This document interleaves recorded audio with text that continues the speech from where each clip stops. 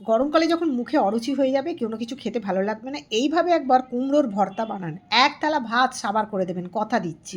শুকনো লঙ্কা দিয়ে দিলাম সর্ষের তেলের মধ্যে, দিয়ে দিলাম কতগুলো রসুন। এইবার এইগুলোকে নাড়াচাড়া করে ভালো করে ভাজা, ভাজা করে নেব। আগে লঙ্কাটা ভেজে তুলে নিলাম, তারপরেতে রসুনগুলো একটু লালচে, লালচে করে ভেজে নিয়ে কুচানো পেঁয়াজ এর মধ্যে দিয়ে দেবো। পেঁয়াজটাকে একটু নাড়াচাড়া করব, অল্প একটু নাড়াচাড়া করবেন। নাড়াচাড়া করতে, করতে যখন দেখবেন একটু ভাজা, ভাজা হয়ে গেছে, তখন আমি এগুলোকে তুলে নিলাম। আমারটা আবার একটু বেশিই ভাজা হয়ে গেছে। দিয়ে দিলাম তার মধ্যে ওই তেলের মধ্যেই কুমড়োগুলো, ওপর থেকে একটু লবণ ছড়িয়ে দিলাম, দিয়ে ঢাকা দিয়ে একটু নাড়াচাড়া করে এপিঠ ওপিঠ করে দেখলাম ভাজা হয়ে গেছে, এগুলোকেও আমি তুলে নিলাম। আপনারা যদি ভাজতে না চান সেদ্ধ করে দিবেন, তাহলেও খেতে ভালো হবে কিন্তু।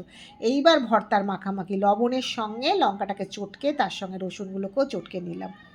ভালো করে কুমড়ো দিয়ে, পেঁয়াজ ভাজা দিয়ে ভালো করে চটকালাম। খুব ভালো করে চটকাতে হবে। ওপর থেকে দিয়ে দিলাম একটুখানি কুচানো পেঁয়াজ কাঁচা আর ধনেপাতা।